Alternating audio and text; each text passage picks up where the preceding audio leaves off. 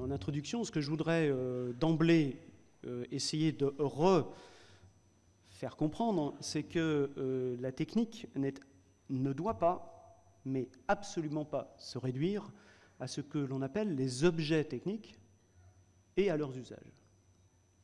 Parce que ce n'est pas ça la technique, en fait. En fait, il y a deux grands moments dans la technique. C'est l'introduction.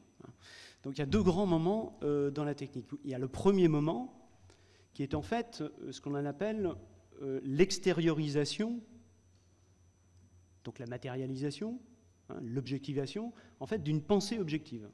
Donc le premier moment, c'est on pense et on va effectivement extérioriser effectivement cette pensée. Alors pour répondre à une difficulté, pour répondre à un besoin, ainsi de suite. Bon, comment atteindre un animal qui court plus vite que moi sans me déplacer?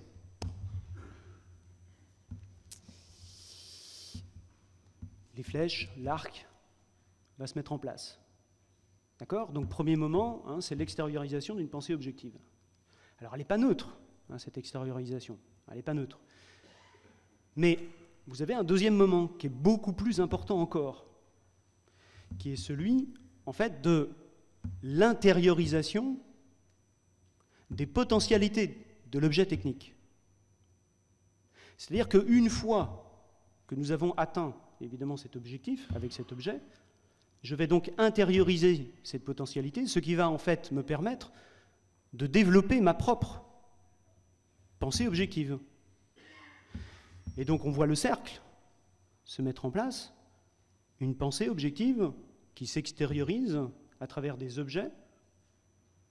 Donc, on a compris, donc, il s'agit d'une extériorisation, donc une matérialisation de la pensée objective.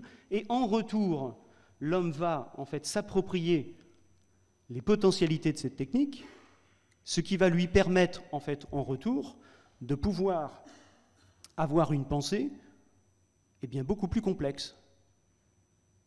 En ce sens, avec Bergson, on peut effectivement définir l'homme comme un être de technique. Alors on voit que vous pouvez effectivement faire évoluer, essayer de mettre en rapport par exemple l'évolution de l'homme et puis évidemment l'évolution de la technique. Bon, on comprend ce que ça veut dire. On se dit oui mais c'est un peu compliqué, j'ai un petit peu de mal à voir ce que vous voulez dire. Bon, on comprend quand même, c'est-à-dire que bon, extériorisation, la potentialité de la technique elle est là, je vais m'approprier les potentialités de la technique et en m'appropriant les potentialités de la technique, ma propre pensée va effectivement devenir de plus complexe, plus subtile. Plus efficace. Bon, il n'y a pas de souci là-dessus, ça va. Quand j'apprends, par exemple, à conduire, les élèves de terminale ou au-delà, je vais apprendre à conduire, en fait, j'apprends aussi à me conduire avec l'objet. Je conduis l'objet, mais aussi, je m'apprends aussi à me conduire. En faisant quoi, en fait? On comprend bien, en intériorisant les potentialités de la technique. Et ça peut même aller jusqu'à essayer de développer, évidemment, des perceptions qui vont au-delà de mon propre corps physique. C'est-à-dire, lorsque je suis dans ma voiture, je vais avoir une perception qui va au-delà de mon corps physique, c'est-à-dire que je vais percevoir jusqu'aux frontières de l'automobile. C'est-à-dire que je vais intérioriser les potentialités de la technique, la vitesse, le poids, le freinage, ainsi de suite. Donc je vais l'intérioriser, je vais tellement l'intérioriser que je vais effectivement percevoir en fait le monde différemment. Lorsque je recule avec ma voiture, bon maintenant on est assisté, mais lorsque je recule avec ma voiture, je vais effectivement intérioriser les potentialités de la technique et le contour de ma perception propre va jusqu'au pare-choc. Je suis à l'intérieur, mais je peux effectivement, en faisant effectivement mon créneau, percevoir au-delà de mon propre corps physique. Je vais percevoir effectivement non seulement avec mon corps physique, mais avec ce qu'on peut appeler un corps phénoménal, c'est-à-dire un corps de représentation et de perception. Alors vous voyez, bon, ça c'est qu'une petite introduction, mais c'est pour essayer de bien comprendre ce qu'est la technique. Et surtout, ne pas réduire la technique à l'objet technique et en particulier donc à l'usage qu'on peut en faire. L'usage est important, mais en fait ce qu'il faut pour bien saisir ce qu'est vraiment la technique, comprendre ces deux mouvements, cette dialectique qui en fait de l'homme véritablement ce qu'il est. Hein, si on peut définir l'homme comme un être de pensée ou de conscience, hein, ou un être de langage, hein, il est en fait fondamentalement, et on le comprend, un être de technique. Et comprenez bien, pas un être de technique au sens où c'est un utilisateur d'objets, c'est un moment possible. Mais il est un être de technique, pourquoi? Parce qu'il extériorise et il intériorise les potentialités de la technique et en même temps, donc, il est en mesure de pouvoir développer ce qu'il est et donc progresser.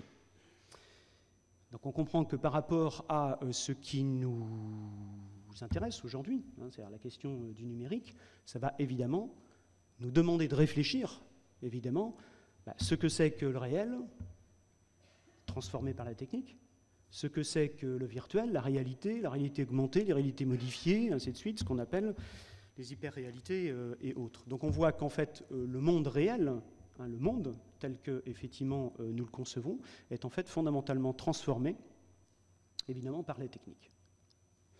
Bon, donc vous voyez, on change un petit peu d'univers. Alors je commence par la question du réel. Hein, donc on va essayer simplement, je vais faire... je vais essayer d'être bref.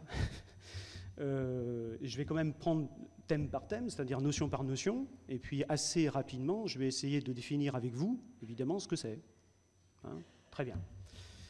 Alors, dans la tradition rationaliste, évidemment, qui est la nôtre, on ne confond pas le concret et le réel. Le réel, c'est par définition, c'est ce qui est. Le réel, c'est ce qui est. Bon. Le problème, c'est que dans la tradition qui est la nôtre, on distingue en fait deux réels.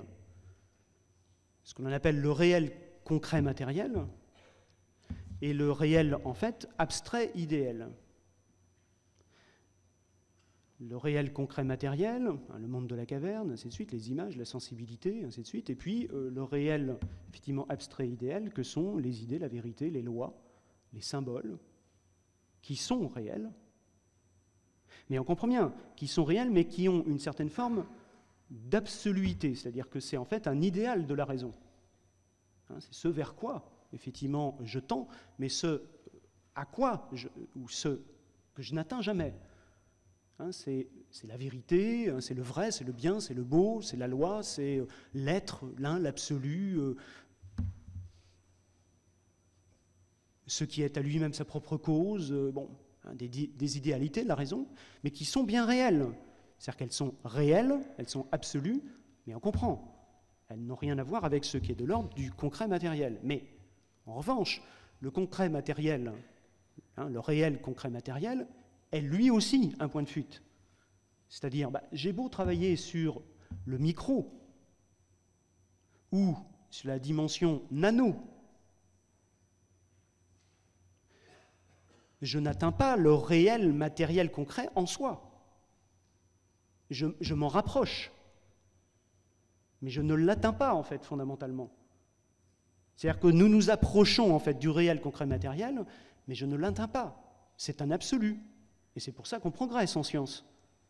Sans quoi, évidemment, il n'y aurait pas de progrès. Si j'atteins le réel, je suis effectivement dans ce qui est, mais on comprend bien que l'homme n'atteint jamais le réel. C'est ce que nous a appris à sa manière déjà depuis très longtemps. Évidemment, donc, Platon, parce qu'il fallait que je commence par lui. Voilà, c'est fait.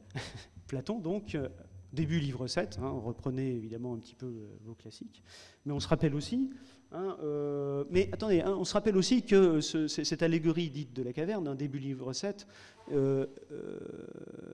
est une simulation, hein, c'est une image.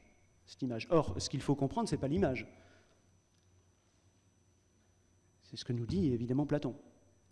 Parce que l'image, c'est une représentation sensible, donc réelle, matérielle, mais fausse. Et en fait, ce que je veux évidemment comprendre, c'est ce qui est en idée, ce qui est en vérité, absolument. Et là, c'est fin livre 6. Fin livre 6, vous avez un magnifique texte remarquable, hein, sur la ligne de la connaissance, que je vous engage à lire, si vous êtes en forme, parce que c'est un texte évidemment très difficile, hein, à comprendre. Et puis Glaucon, évidemment, qui est l'interlocuteur de Socrate, Il se dit je vois à peu près ce que tu veux dire, Socrate, mais là je vais repartir chez moi parce que je suis fatigué. Hein. Et donc le lendemain matin, comme un bon pédagogue, hein, Socrate se dit il n'a pas compris en fait. Hein. En fait, il est intelligent, mais il n'a pas compris, donc il faut que je lui donne une image. Et donc une sorte de réel concret, matériel, pour qu'évidemment ça devienne sensible, que les idées deviennent sensibles, qu'ils puissent sentir en fait ce que je veux dire, ou qu'ils sentent ce qu'il faut comprendre. Mais ce n'est pas dans la sensation que se situe la connaissance, mais on comprend aussi que sans la sensation, il n'y a pas véritablement de connaissance vivante. Ce qui veut dire donc que si je n'atteins jamais le réel concret matériel en soi, et si je n'atteins jamais le réel abstrait idéal, les absolus, les idéalités de la raison, nous sommes donc bien dans un entre-deux-mondes. Nous sommes tous et tous dans un entre-deux-mondes où nous faisons toujours, à notre manière, cette dialectique, ce mouvement entre ces deux moments-là. Dans notre tradition narrationaliste, on distingue donc bien la dimension réelle, concrète, matérielle et le réel, abstrait et idéal. Donc ça veut dire quoi? Ça veut dire que nous vivons dans des réalités et non dans le réel.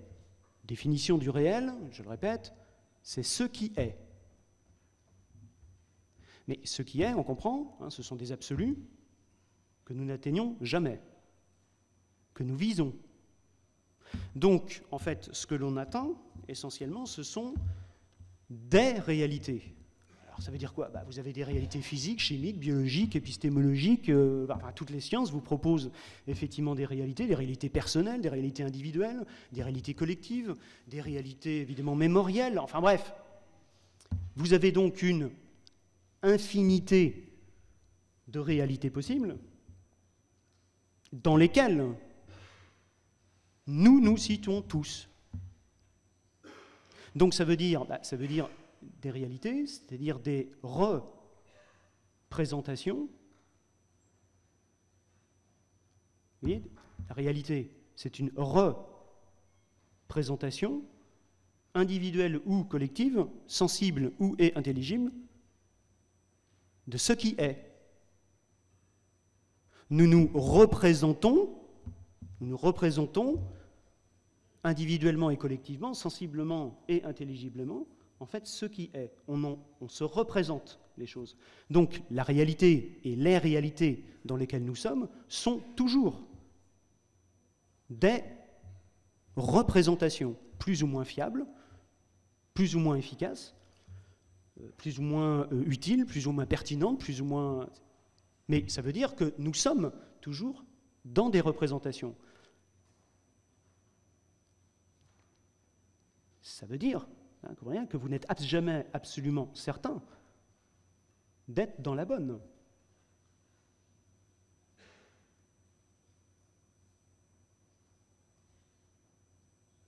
Donc ça veut dire que tout ce qui est l'univers dans lequel, évidemment, nous nous situons, est un univers qui, quoi qu'il arrive, est un univers phénoménal, c'est ce qui apparaît, c'est un phénomène, c'est ce qui apparaît, et dans lequel nous devons nous situer, en vérité. Et on cherche, évidemment, les accroches dans les réalités qui sont les nôtres, les accroches avec le réel abstrait idéal, la vérité, et le réel concret matériel, ce qui est en soi. Donc, on reprend, le réel, c'est ce qui est, mais je ne l'atteins jamais.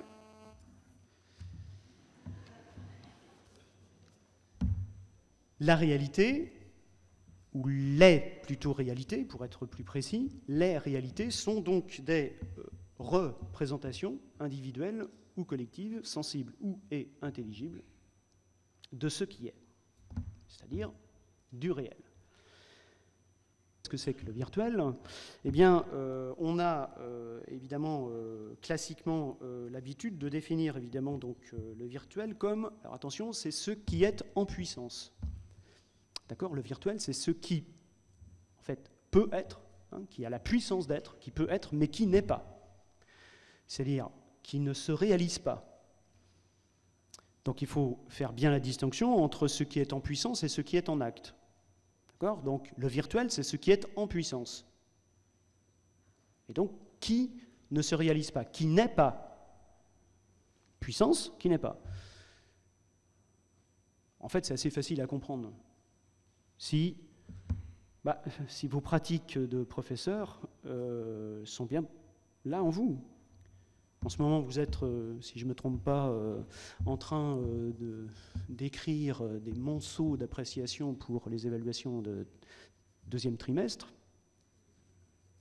Puis tout d'un coup, on voit dans ces appréciations, Rachid, il serait temps d'actualiser tes potentialités.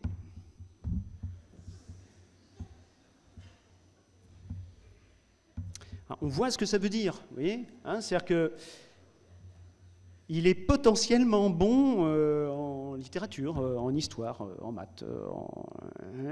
Oui, mais il faudrait passer à l'acte. Hein, il faudrait quand même que tu actualises tes potentialités. Pour le moment, tout cela reste virtuel. Voilà, il y en a qui suivent, c'est impeccable. Donc, on a compris. Le virtuel, c'est donc bien ce qui est proche de l'abstrait idéal, d'accord, mais c'est ce qui est donc en puissance, ce qui peut être, donc ce qui a toutes les potentialités d'être, mais en fait qui n'est pas. Donc on comprend que pour qu'il y ait actualisation du virtuel, il manque une chose pour cet élève, c'est la force. Seule la force est en mesure de pouvoir actualiser évidemment une potentialité. Alors la force, hein, c'est ce qui va pouvoir, je sais pas, accompagner un mouvement, déclencher un mouvement, ralentir un mouvement, ce qui peut évidemment s'opposer. Ah, c'est la force. D'accord? Bon, hein, votre voiture a une puissance fiscale, hein, bon, mais elle est arrêtée. Hein. À un moment donné, évidemment, il faut que ça se mette en mouvement. Et pour que ça se mette en mouvement et que ça s'actualise, cette potentialité, hein, il faut évidemment une certaine force. Voilà. Bon, enfin bref. On comprend, hein, d'accord, on a compris, hein, le virtuel, c'est bien ce qui est en puissance, et donc il faut bien faire la distinction entre ce qui est en acte et ce qui est en puissance. Donc, attention, ça veut dire, qu'est-ce qu'on entend alors aujourd'hui par la virtualité, le monde virtuel dans lequel on est?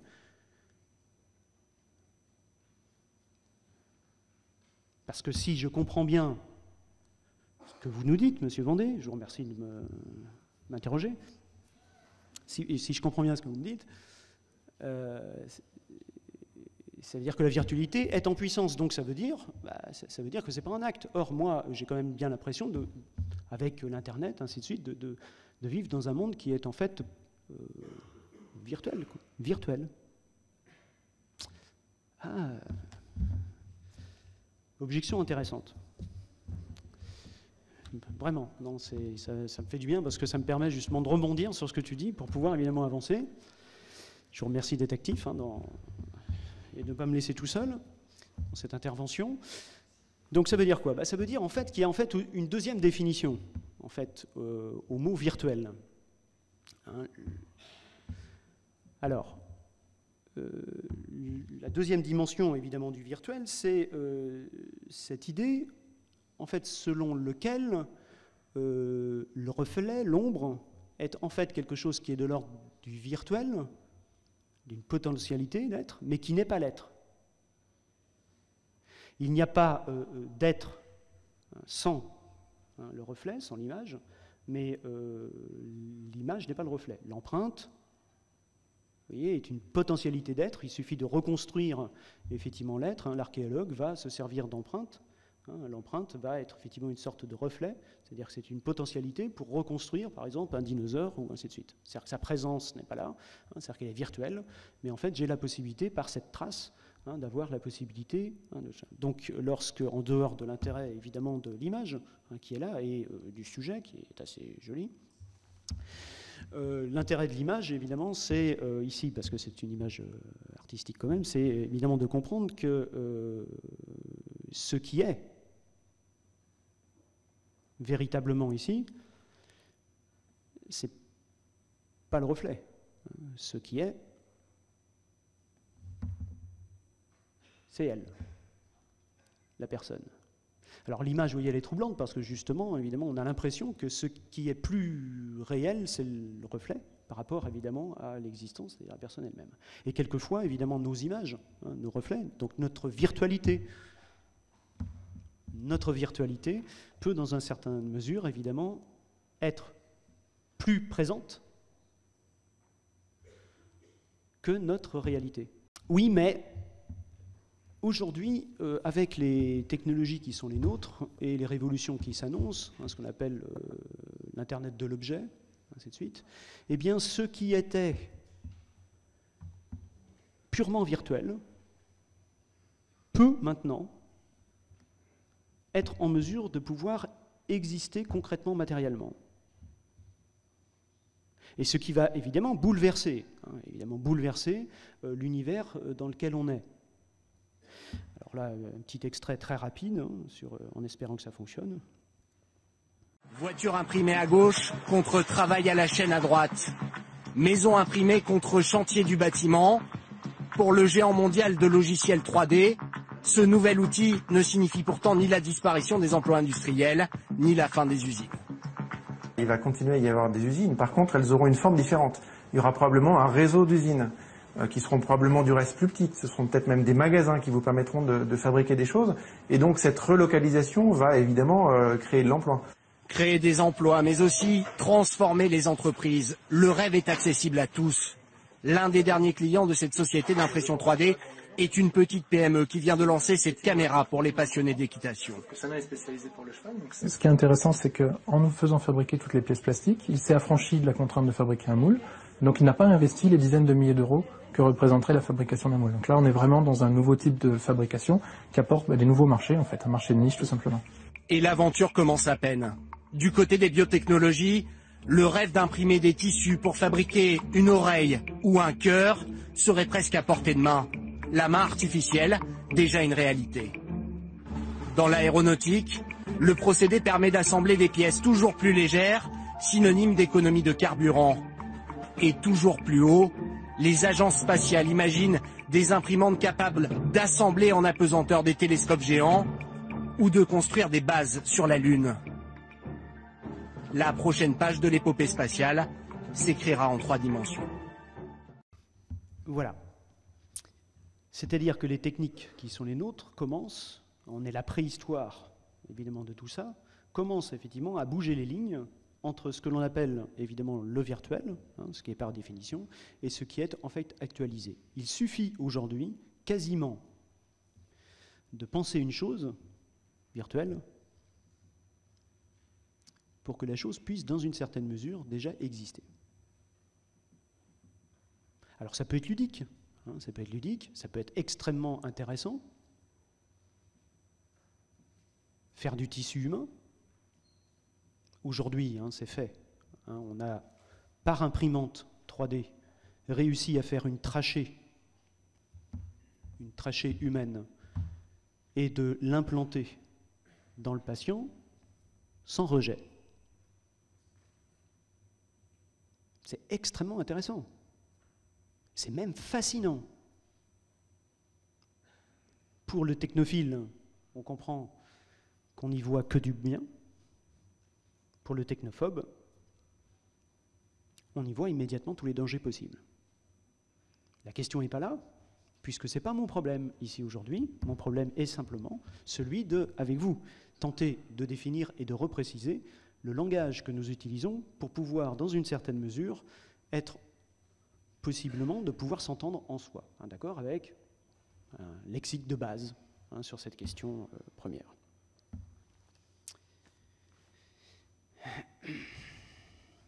Ah, mais ça se complique. Alors, on a compris que le reflet, c'est une sorte de simulation. Le reflet est une simulation.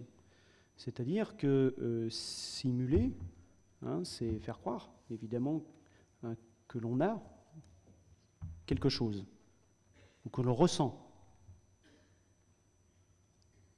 quelque chose. Hein, la simulation tente de représenter la chose. Alors simuler, c'est cacher. Alors le simulacre, là, c'est quelque chose de très intéressant. Parce que là, ça nous concerne complètement. Parce que nous sommes, effectivement, dans ces mondes. Le simulacre, en fait, prétend ne renvoyer à rien d'autre que lui. C'est-à-dire que le simulacre, c'est un être, une réalité, qui prétend ne pas renvoyer à autre chose, ni quelque chose qui est l'ordre du réel idéal, ni du réel concret matériel. Il ne renvoie à rien d'autre que lui-même. Il est ce qui est. Alors qu'en fait, il est faux. Donc je me laisse piéger par le simulacre, je peux même me laisser fasciner par le simulacre, je peux même faire de simulacre une idole, je peux même aller jusqu'à faire de cette idole que je me l'incorpore, vouloir ressembler au simulacre, voire même être ce simulacre. Alors, quels sont les simulacres aujourd'hui? C'est simple, ce sont toutes les images de la publicité aujourd'hui. Ce sont des simulacres qui posent effectivement un véritable problème. Je vous en propose une image. Vous allez en voir la force, mais aussi l'impact. 1 minute, vous allez voir comment un simulacre apparaît et comment, en fait, un simulacre peut, aux yeux de ceux qui, évidemment, en sont pétrifié, hein, comme si c'était Gorgone, évidemment, qui était en face, c'est-à-dire que je suis complètement pétrifié et j'ai qu'une envie, évidemment, c'est, dans une certaine mesure, de ressembler fondamentalement à cette image.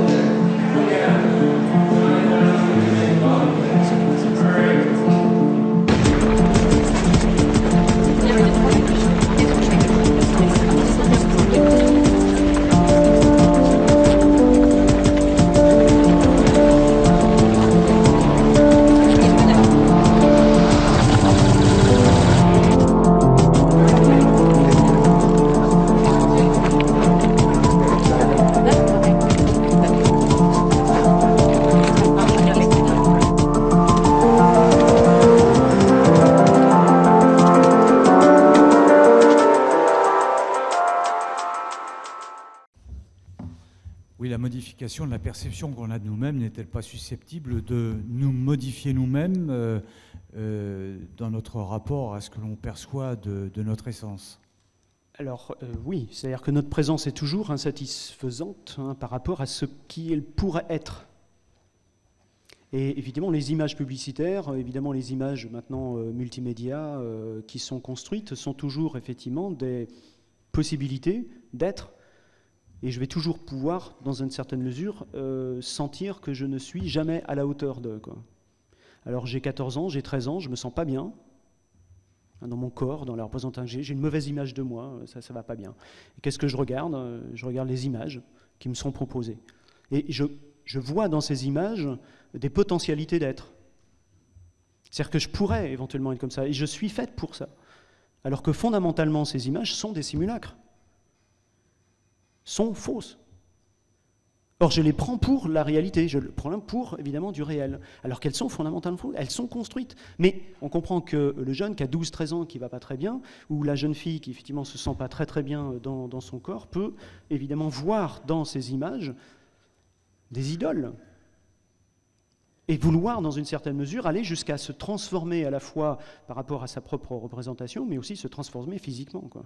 Alors on voit des choses, évidemment, intéressantes, mais évidemment, ça pose de réelles difficultés. C'est-à-dire qu'on comprend la question du réel, la question de la réalité, la question du virtuel et de la présence fantasmée, la présence du simulacre, qui peut effectivement troubler ce rapport nécessaire entre moi et les autres, entre moi et moi-même, et entre moi et le monde. Puisque nous ne sommes que dans un univers de représentation, c'est-à-dire que dans des réalités. Mais dans ces réalités, vous voyez, dans ces réalités, il y a des choses qui sont de l'ordre de l'individuel, collectif, ainsi de suite, que l'on va partager, que l'on peut critiquer et sur lesquelles nous pouvons nous fier. Et puis il y a effectivement des choses qui sont totalement inventées, construites, et donc qui sont aussi source d'erreurs et d'angoisse, et potentiellement, évidemment, de mise en danger, évidemment, de l'individu lui-même. Ça se complique. Pourquoi? Parce qu'en fait, on parle aujourd'hui de réalité virtuelle. C'était pratique, hein. Réel, réalité virtuelle. Chouette, on repart. Voilà, j'ai tout compris, impeccable, c'est génial. J'ai bien fait de venir ici, ça y est, j'ai compris. Voilà. Ah oui, mais c'est quoi la réalité virtuelle? Ah ben voilà, quelque chose d'intéressant. On se dit, ah là là là là, puisque c'est théoriquement antithétique. C'est ou l'un ou l'autre, mais ça ne peut pas être évidemment réalité d'un côté ou virtuel de l'autre. La réalité, on est en acte. Virtuel, on est en puissance. Qu'est-ce que peut bien vouloir dire une sorte de virtualité en acte ou d'actualisation virtuelle? Là, on ne comprend plus, quoi. Alors, en fait, donc, il faut distinguer, si vous voulez bien, parce qu'il me reste quand même que maintenant plus que 6 minutes, il faut distinguer donc deux types, en fait, donc, de réalité. Réalité dite virtuelle. Alors, vous avez la première réalité, on va dire réalité de premier ordre. Il s'agit essentiellement donc de alors c'est quelque chose d'important, de très très important. Là, faut vraiment on capte. Là, on manque pas ce passage. Avant, on s'amusait. Là, on est dans le dur. Donc là, faut être là, présent. Donc, en quoi consiste cette réalité virtuelle de premier ordre? Il s'agit en fait de ce qu'on appelle la... Alors attention, je vous ai préparé, donc c'est bon, je pense que là c'est bon, là j'ai tout le monde. Ce qu'on appelle, ou ce que je voudrais effectivement appeler, et que l'on comprenne bien, c'est ce qu'on appelle la numérisation du monde réel.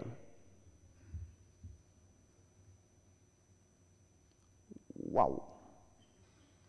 Moi, j'avais cru comprendre que le réel, c'était des visées de sens, quoi. C'est-à-dire du concret matériel, et puis de l'autre côté, de l'idéal. Donc numériser les idées, là, oui, mais c'est ça ce qui est intéressant. C'est que la technique le peut. C'est-à-dire qu'aujourd'hui, et c'est un usage très simple, et vous l'avez, c'est-à-dire que nous allons numériser le monde réel, concret, matériel. C'est-à-dire qu'on va faire des cartes numériques, Google Earth, ainsi de suite, machin. C'est-à-dire, grâce à la numérisation du monde concret matériel, je vais pouvoir maintenant, grâce à la réalité virtuelle, me mettre en immersion comme si j'étais dans le réel concret matériel. Les simulateurs de vol sont donc des réalités virtuelles, mais comprenez bien ce que ça veut dire. Ça veut dire qu'il faut, dans le premier ordre, il faut évidemment une numérisation du monde concret matériel. Et grâce à cette numérisation, qui est de plus en plus précise, j'ai la possibilité de pouvoir simuler. Et donc, à travers ça, de pouvoir m'exercer. Évidemment, s'il faut évidemment envoyer des soldats sur une partie du monde extrêmement dangereuse, si je l'envoie, il faut que je puisse... Alors, je vais employer un terme qui, pour moi, c'est de l'humour, mais c'est pas de l'humour, c'est de l'humour noir. Compte tenu des événements qui ont eu lieu, on peut dropper,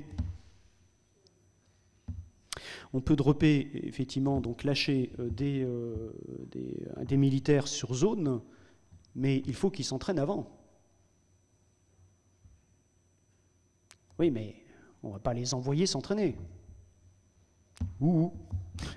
C'est un entraînement, c'est un entraînement. Bonjour, monsieur les Afghans, ainsi de suite. Bonjour, monsieur les Syriens. Nous allons effectivement nous entraîner. Non. Donc d'où l'intérêt, on comprend bien, l'intérêt fondamental, évidemment, dans ce qu'on appelle des simulateurs. Alors vous avez des simulateurs de vol, 15 secondes, hein, bon, je n'ai pas le temps, donc simulateurs de vol que vous connaissez, des simulateurs de conduite, ainsi de suite, et on a compris que ces simulateurs de vol sur lesquels s'exerçaient nos grands pilotes de ligne, aujourd'hui, bah, vous les avez à la maison. Et votre enfant de 8 ans est capable de faire décoller, de faire le tour d'un pays, et de faire atterrir son Boeing 747 à la maison. Attendez, hein, on se rappelle la technique, extériorisation, intériorisation. Que vont devenir ces esprits tout à fait stupéfiants, capables à 8 ans de pouvoir intérioriser les potentialités de cette technique qui servait à l'entraînement des plus grands esprits que pouvaient être, évidemment, les pilotes d'avions de haut vol. Je ne vous dis pas que c'est bien, je ne vous dis pas que c'est pas bien, ce n'est pas mon problème. Je suis là simplement aujourd'hui pour parler, mais je vous demande d'avancer, penser ces choses-là. C'est pas rien, c'est pas anodin, mais c'est très intéressant, quoi. Bon. De deuxième ordre, ce sont évidemment les réalités virtuelles dites de deuxième ordre. Alors, en quoi consiste-t-elle? Ben là, cette fois, c'est l'inverse, c'est-à-dire que l'on va numériser, en fait, on va essayer de numériser, coder, en fait, des pensées, des imaginations, des mondes. Alors là, c'est tous les jeux vidéo, vous voyez, aujourd'hui, hein, qui, effectivement, il suffit de penser une chose pour qu'effectivement, je puisse le faire. Et je peux, on comprend bien, grâce à, aujourd'hui, des masques, hein, je peux, évidemment, m'immerger à l'intérieur de ces mondes.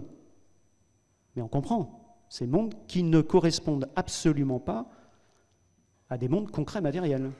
Ce sont des mondes possibles, c'est-à-dire des mondes virtuels.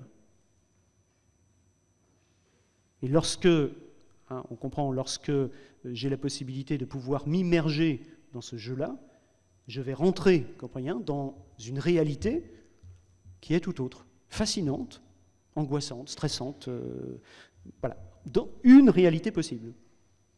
Et on comprend qu'il est possible de lier les réalités de premier ordre, réalités virtuelles de premier ordre, et les réalités virtuelles de second ordre.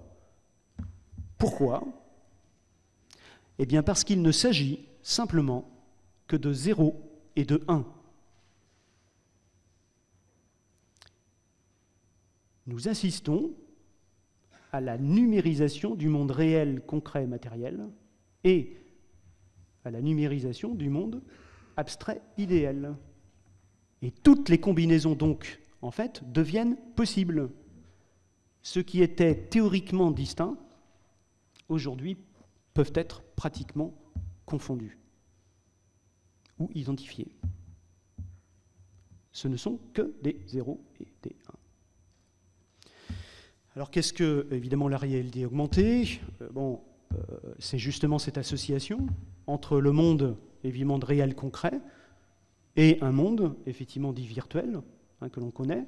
Hein, le Google Glass est, bon, plus ou moins, ça fonctionne plus ou moins bien. Bon, d'accord, on passera à autre chose. Hein, voilà. Donc peu importe, mais bon, ça progressera d'une manière ou d'une autre. Je n'ai pas trop le temps donc de continuer, j'avance un peu. Bon. Voilà votre quotidien, effectivement, à la fois immergé dans le monde réel, concret, matériel, mais en même temps, vous voyez, en même temps, évidemment, instruit, guidé par, évidemment, donc, ce monde-là.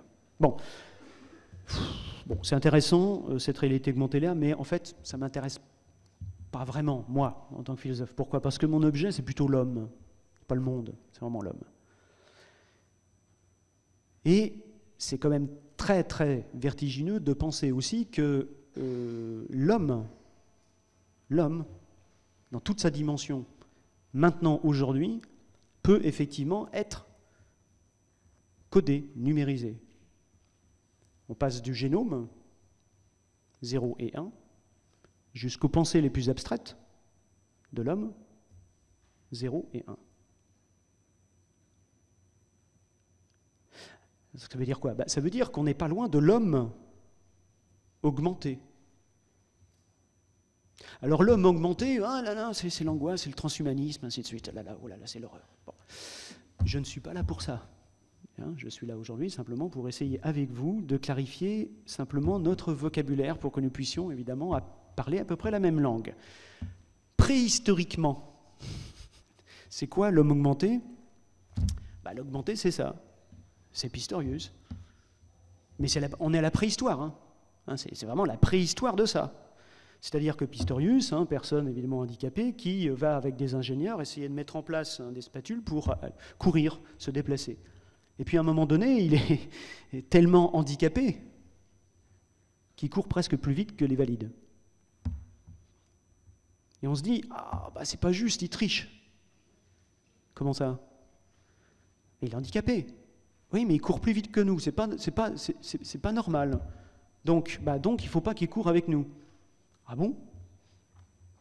Oui, parce que c'est pas un homme naturel, quoi. C'est un homme augmenté, quoi. Ce qui était en handicap, en fait, devient en handicap. Ce qui était en handicap, évidemment, naturel, devient un handicap parce qu'il peut pas s'intégrer. Pourquoi? Parce qu'il va trop vite. Bon, Pistorius, il se fait battre en 2012 parce que lui, il s'est appuyé simplement sur ces spatules qui existaient. Il avait l'impression, évidemment, que pendant les autres, ce moment-là, les ingénieurs n'allaient pas travailler. Et puis, effectivement, il va se faire battre par Oliveira. Et puis, il va l'avoir mal. Hein. Et puis, on sait comment il va avoir des difficultés à surmonter, évidemment, psychologiquement, le fait de ne plus être, évidemment, cet homme augmenté, ce premier homme augmenté de l'homme. Très bien. Oui, mais on comprend qu'aujourd'hui, cette réalité augmentée pose, effectivement, des difficultés éthiques. Alors, je ne suis pas là pour ça. Vous voyez, je n'ai pas le temps, hein, en plus. Bon, j'ai un peu débordé. Mais ça vous demande, à nous, de réfléchir et à préciser véritablement, avec le plus d'acuité possible et de vigilance possible, de préciser le sens des mots, surtout avec nos élèves. Que les choses soient claires, précises, pour pas qu'il y ait de fantasmes. Mais il faut vous mettre au clair avec véritablement ce que l'on entend par réalité augmentée, pour qu'eux puissent s'y repérer. Si vous ne voyez pas, comment voulez-vous les orienter? Ils vont être perdus. Et ils vont faire des bêtises. Voilà, mais donnez-leur des repères, et peut-être qu'éventuellement, ils seront en mesure de pouvoir mieux se comporter. Parce qu'il y a des problèmes.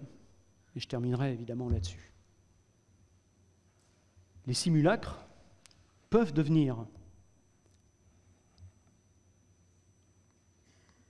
non seulement des idoles, mais des réalités. C'est-à-dire que Valéria et Anastasia sont des personnes réelles qui vont se transformer physiquement pour ressembler à leur idole. Barbie d'un côté, des personnages de manga de l'autre, qui ne sont pourtant que des virtualités. Et donc là, il y a un véritable problème quant au statut de l'image, à la pauvreté de l'image et à l'absence de sens de l'image. Et là, il y en a un, effectivement, qui peut peut-être nous aider, je terminerai évidemment là-dessus, c'est Baudrillard, qui effectivement tente, dans une certaine mesure, dans toute son œuvre, évidemment, de nous éclairer sur ce qu'il en est. Et Baudrillard est un utilisateur d'images. Mais des images qui ne sont pas des simulacres. Des images qui, par contre, ouvrent à autre chose qu'elles-mêmes, qui ouvrent au sens, qui ouvrent à la vérité, qui ouvrent au symbole, qui ouvrent à la mémoire, qui ouvrent à l'histoire, qui ouvrent aux autres, et pas simplement à nos pères. On est dans un monde étrange, une génération bizarre, où en fait, les jeunes instruisent les jeunes. Réseaux sociaux, ainsi de suite, on vient de le voir justement. Il y a quelque chose qui est en... Le gain vaut-il la perte?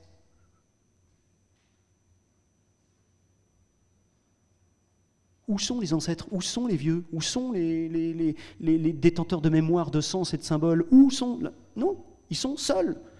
Les jeunes sont seuls face à eux-mêmes et ils s'instruisent les uns des autres. Mais on comprend bien qu'ils s'instruisent des uns des autres en fonction de ce qu'ils ont. Et si effectivement il n'y a plus, ce rapport à la mémoire, ce rapport au sens, ce rapport évidemment au signifié, ce rapport à ce qui est autre que soi, là il y a une véritable angoisse.